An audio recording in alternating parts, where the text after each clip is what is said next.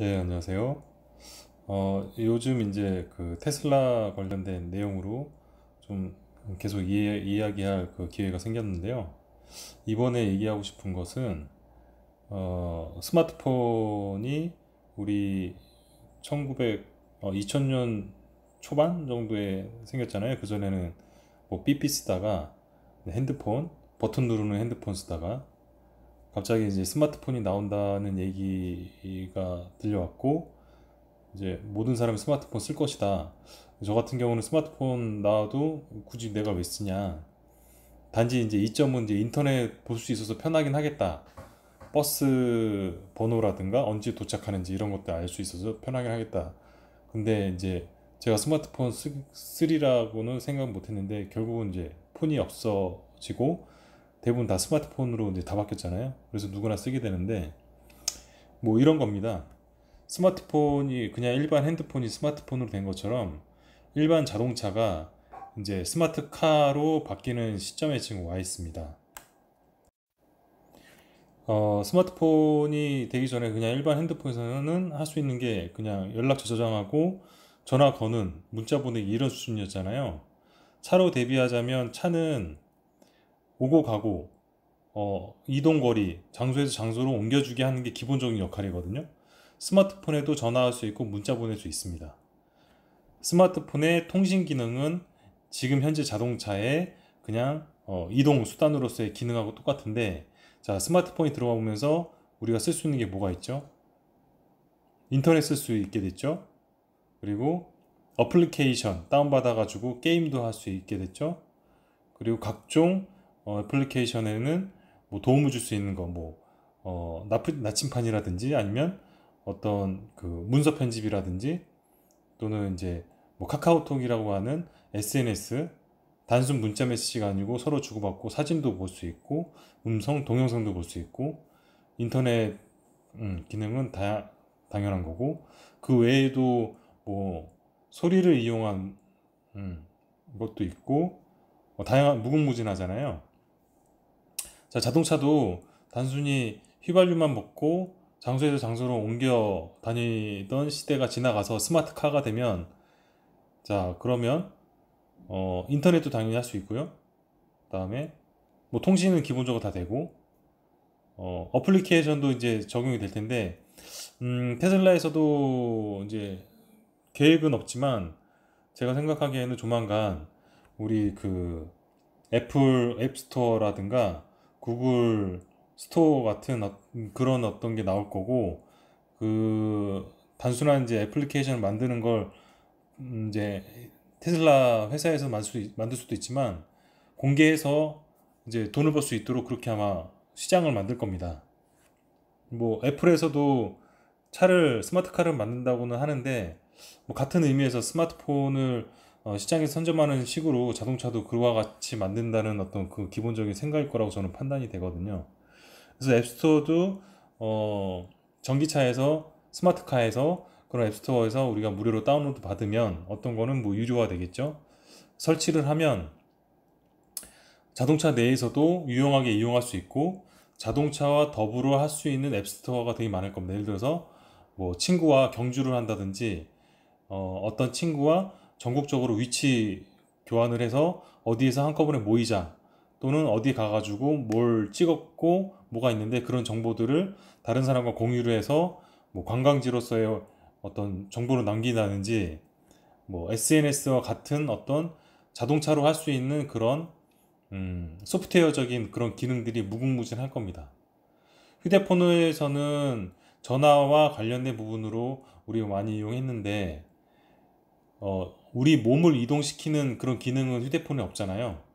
근데 차는 우리 몸을 이동시키는 그런 그 물리적인 기능을 할 수 있습니다.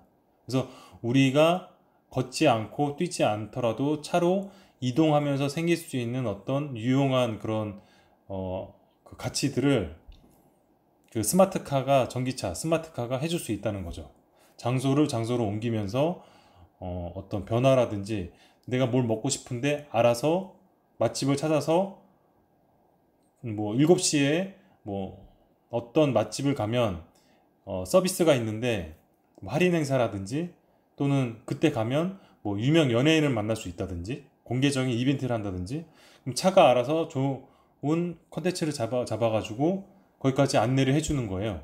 갈 때는 그냥 가는 게 아니고 뭐 빠른 길로 가든 또는 환상적인 길로 가든 아니면 폭죽놀이를 할 수 있는 곳을 경유해가지고 창문 너머 어떤 구경을 할 수 있는 곳으로 가든, 이동을 기본으로 하는 어떤 유용한 정보들을 스마트카 앱스토어에서 어플리케이션을 다운받으면 할 수 있는 그런 정보들이 있을 겁니다.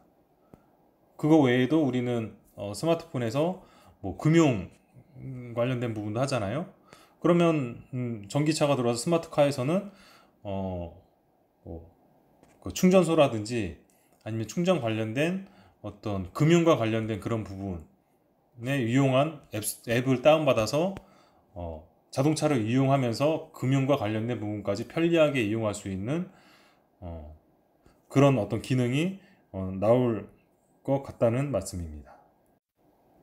그래서 스마트폰도 당초에는 모든 회사가 애플의 스마트폰을 따라해가지고 여기저기 만들었는데 실패도 하고, 지금은 이제 정착화되고 어느 정도 스마트폰이 규격화돼서 지금은 이제 기술 발전 쪽으로 가고 있잖아요. 뭐 이제 모니터라든가 화면이 플렉서블해지던가 뭐 그런 식으로 삼성에서 기술 발전해서 어느 정도 시장을 유지해 가고 있는데, 스마트카도 마찬가지로 초창기에는 테슬라가 중점적으로 딴 회사가 못하기 때문에 선점을 할 겁니다. 이제 그 후에는 여기저기 같은 스마트카를 만들면서 따라 하겠죠. 그러면 소비자들은 선택의 폭이 넓어져서 경쟁을 해서 좀 더 좋은 스마트 카들이 많이 나올 거라는 말씀이죠. 스마트카가 나오면 이제 어느 정도 일반 차와 전기차, 스마트카가 한번 뛰어넘으면 이제 스마트 카들끼리 어느 정도 평준화가 될 겁니다. 그러면서 기술 개발이 조금씩 늘어날 텐데, 이제 삼성 같은 어떤 기업, 스마트카에 어떤 삼성 같은 기업이 나타나면 이제 플렉서블 화면처럼, 롤러블 화면처럼 뭔가 획기적인 어떤 스마트카의 하드웨어적인 그런 부분이 개발될 수도 있겠죠. 그러니까 지금 문제가 이제 이슈가 되고 있는 자율주행 같은 경우가 스마트카에서는 그게 핵심입니다. 그러니까 스마트폰에서의 어떤 인터넷 접속 기능이라든가 SNS 뭐 이런 것들, 또 카메라 기능 이런 것들, 동영상을 볼 수 있고 화상 통화를 할 수 있는 이런 기능들이 중요하다면, 스마트카에서는 이동을 기본으로 하는 목적물이기 때문에 자율주행이 기본으로 돼야 됩니다.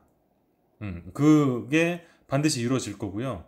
자율주행이 된다 그러면 어떤 앱스토어에서 내가 어느 집에 있는데 몇 시까지 차가 내 앞에 올 수도 있고, 뭐 로보택시처럼 내가 없는 시간에 차가 돌아다니면서 어떤 일을 해낼 수도 있고, 뭐 예약 출발, 예약 도착부터 뭐 관광지를 가고 싶은데 얘가 알아서 추천을 해줘서, 내가 동해에 놀러 가고 싶다 그러면 동해에 지금 현재 차도 안 막히는 아주 좋고 사람도 붐비지 않는 곳을 얘가 알아서 추천해줘서 내가 앉아만 있으면 얘가 잠깐 자는 사이에 그 목적지까지 가주는 거죠.